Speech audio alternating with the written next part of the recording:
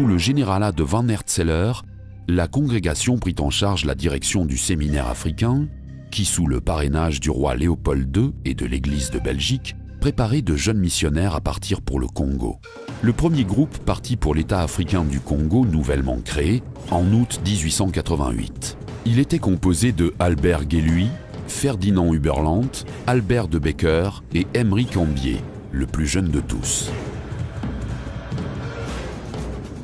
Après un voyage pénible et dangereux, ils rejoignirent le village de Bobangi le 24 novembre de la même année. D'autres groupes arrivèrent les années suivantes, étendant l'effort missionnaire jusqu'à Nouvelle-Anvers et au Kasaï, le cœur du Congo.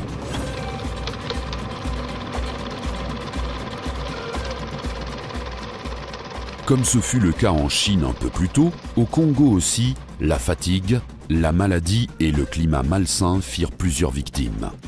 Dans les 10 premières années, sur les 50 missionnaires envoyés au Congo, plus de 10 y laissèrent leur vie.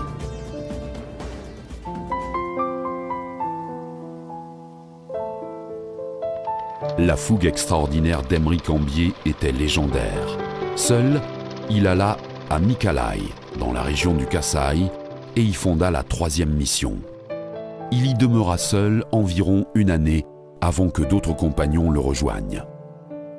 Appelé le pionnier du Kasaï, il venait d'avoir 30 ans. Mais il avait déjà une expérience et des dons au-delà de tout. Il était charpentier, maçon, menuisier, même infirmier si c'était nécessaire. Tous des talents extrêmement précieux dans des lieux et des situations où tout devrait être construit et créé à partir de pratiquement rien. Dans cette mission, éloignée de Loulouabourg, Cambier accueillit le supérieur général Van Hertzler dans le cours d'une longue visite aux missions africaines.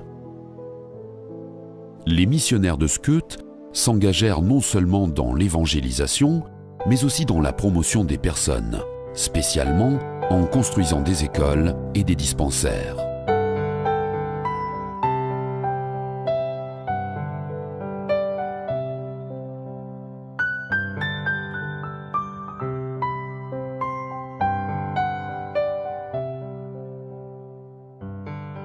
Dans les années suivantes, et jusqu'à la Deuxième Guerre mondiale, CICM planta de profondes racines.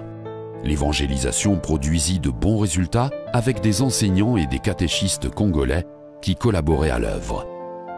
En 1934, fut ordonné le premier prêtre africain, Charles Mbuya. En ce temps-là, CICM était organisé en 4 vicariats apostoliques, Léopoldville, Nouvelle-Anvers, Boma et Kasaï.